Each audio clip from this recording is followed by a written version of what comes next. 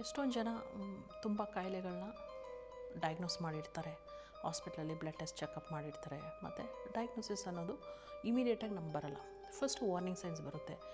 ಕೈ ನೋವು, ಕಾಲು ನೋವು, ಸೊಂಟ ನೋವು, ಹಾರ್ಮೋನಲ್ ಇಂಬ್ಯಾಲೆನ್ಸ್ ಆಗಿರ್ಬೋದು. ಇದೆಲ್ಲ ಒಂದು ಸ್ವಲ್ಪ ವರ್ಷ ನಮ್ಮ ಬಾಡಿಯಲ್ಲಿ ಒಂದು ಎಚ್ಚರಿಕೆ ಅಂತ ಕೊಡ್ತಾ ಇರುತ್ತೆ ಬಾಡಿ. ಅದು ಯಾವಾಗ ನಾವು ಫಾಲೋ ಮಾಡಿರಲ್ಲ, ಆವಾಗ ಹಾಸ್ಪಿಟ್ಲಿಗೆ ಹೋಗ್ತೀವಿ. ಆವಾಗ ಬ್ಲಡ್ ಟೆಸ್ಟ್ ಚೆಕಪ್ ಮಾಡ್ತಾರೆ. ಆವಾಗ ಕೊಡೋದೇ ಡಯಾಗ್ನೋಸಿಸಲ್ಲಿ ಏನಪ್ಪ ಅಂತ ಹೇಳಿದ್ರೆ ಹೈ ಕೊಲೆಸ್ಟ್ರಾಲ್ ಆಗಿರ್ಬೋದು, ಓವರ್ ವೆಯ್ಟು, ಸ್ಕಿನ್ ಪ್ರಾಬ್ಲಮ್ಸ್ ಆಗಿರ್ಬೋದು, ಡೀಪ್ ವೇನ್ ಥ್ರೋಂಬೋಸಿಸ್ ಅಂತ ಹೇಳ್ತಾರಲ್ಲ DVT ಅದು ಆಗಿರ್ಬೋದು, ಹಾರ್ಮೋನಲ್ ಇಂಬ್ಯಾಲೆನ್ಸು, ಇನ್ಫರ್ಟಿಲಿಟಿ ಪ್ರಾಬ್ಲಮ್ಸು, ಮತ್ತು ಪೀರಿಯಡ್ ಪ್ರಾಬ್ಲಮ್, ಕಾನ್ಸ್ಟಿಪೇಷನ್ನು, ಕಾಲು ನೋವು, ಇರೆಕ್ಟಲ್ ಡಿಸ್ಫಂಕ್ಷನ್ ಇನ್ ಮೆನ್, ಸ್ಟ್ರೋಕ್ ಆಗಿರ್ಬೋದು, ಹಾರ್ಟ್ ಬ್ಲಾಕ್ಸ್, ಓವರ್ ವೆಯ್ಟ್ ಜಾಸ್ತಿ ಆಗಿರ್ಬೋದು. ಇದು ಎಲ್ಲದಕ್ಕೂ ಒಂದು ಸಿಂಪಲ್ ಯಾವುದು ಇರ್ಬೋದು ಹೇಳಿ? ಎಲ್ಲದಕ್ಕೂ ಒಂದು ಸಿಂಪಲ್ ರೂಟ್ ಕಾಸ್ ಅಂದರೆ ನಮ್ಮದು ಬ್ಲಡ್ ಮತ್ತು ಬ್ಲಡ್ ವೆಸಲ್ಸ್. ಯಾಕೆಂದರೆ ಬ್ಲಡ್ ವೆಸಲ್ಸ್ ಅಂದರೆ ನೋಡಿ, ನಮ್ಮ ಬಾಡಿಯಲ್ಲಿ ಫಸ್ಟ್ ಆಫ್ ಆಲು ನಮ್ಮದು ರಕ್ತ ಬ್ಲಡ್ ಸರ್ಕ್ಯುಲೇಷನಿಂದನೇ ನಮ್ಮ ಬಾಡಿಯಲ್ಲಿ ಆಕ್ಸಿಜನ್ನು ಎಲ್ಲ ಕಡೆ ಸರಬರಾಜು ಎಲ್ಲ ಸೆಲ್ಸ್ಗೂ ಕಳಿಸುತ್ತೆ. ಮತ್ತು ನ್ಯೂಟ್ರಿಷನ್ ಆಗಿರ್ಬೋದು, ಈ ವೈಟಮಿನ್ B12 ಡೆಫಿಷಿಯನ್ಸಿ ಅಂತ ಹೇಳ್ತೀವಲ್ಲ, ಅದು ಅಷ್ಟೇ.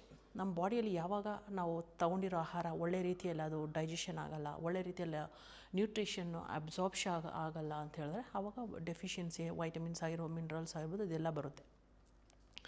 ನೆಕ್ಸ್ಟು ಹಾರ್ಟ್ ಬ್ಲಾಕ್ ಅಂತ ಏನಾಗುತ್ತೆ, ಯಾವಾಗ ನಮ್ಮ ಬ್ಲಡ್ ವೆಸಲ್ಸಲ್ಲಿ ಪ್ರೆಷರ್ ಜಾಸ್ತಿ ಆಗುತ್ತೋ ಆವಾಗ ಕೊಲೆಸ್ಟ್ರಾಲ್ ಕಟ್ಕೊಂಡಿರುತ್ತೆ ಸೈಡಲ್ಲಿ, ಆವಾಗ ಹಾರ್ಟ್ ಬ್ಲಾಕ್ಸ್ ಅನ್ನೋದು ಬರುತ್ತೆ.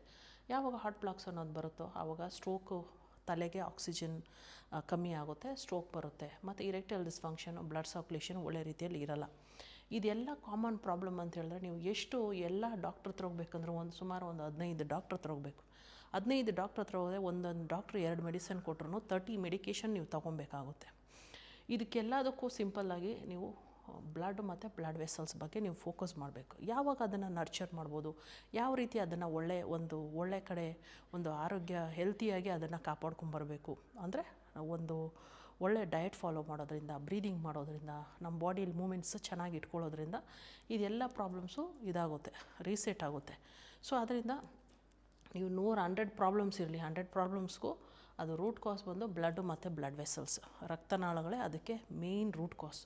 ಸೊ ಅದನ್ನ ನೀವು ತಿಳ್ಕೊಂಡು ಎಲ್ಲ ಕಡೆ ಎಲ್ಲ ಡಾಕ್ಟರ್ಸ್ಗೂ 20 ಡಾಕ್ಟ್ರು ಹೋಗಿ 108 ಮೆಡಿಕೇಷನ್ ತೊಗೊಂಡು ಆಪ್ರೇಷನ್ ಮಾಡಿಸ್ಕೊಂಡು ಫಾಲೋಅಪ್ ಮಾಡಿಸ್ಕೊಂಡು ಬೇರೆ ಹಾರ್ಟ್ಗೆ ಸ್ಟೆಂಟ್ ಹಾಕ್ಸ್ಕೊಂಡು ಇದೆಲ್ಲ ಕಾಯಿಲೆ ಬರೋದಕ್ಕೆ ಮೊದಲು ಬಾಡಿಯಲ್ಲಿ ಒಂದು ವಾರ್ನಿಂಗ್ ಸೈನ್ಸ್ ಅಂದರೆ ಏನು? ಸಡನ್ನಾಗಿ ದಪ್ಪ ಆಗಿದ್ದೀರಾ, ಕೈ ನೋವು, ಕಾಲು ನೋವು, ಹಾರ್ಮೋನಲ್ ಇಂಬ್ಯಾಲೆನ್ಸು, ಇದೆಲ್ಲ ಒಂದು ಫಸ್ಟೇ ನೀವು ತಿಳ್ಕೊಂಡು ಎಚ್ಚರ ಆದರೆ ಇದೆಲ್ಲ ಇಷ್ಟೊಂದು ಇಲ್ಲಿ ತನಕ ಹೋಗೋ ನೆಸಸರಿ ಇರೋದಿಲ್ಲ. ಆದ್ದರಿಂದ ಅದ್ರ ಬಗ್ಗೆ ಸ್ವಲ್ಪ ಬ್ಲಡ್ ಮತ್ತು ಬ್ಲಡ್ ವೆಸಲ್ ಬಗ್ಗೆ ಒಂದು ಸ್ವಲ್ಪ ಫೋಕಸ್ಸು, ಒಂದು ಆರೋಗ್ಯದ ಬಗ್ಗೆ ಗಮನ ಕೊಡಿ.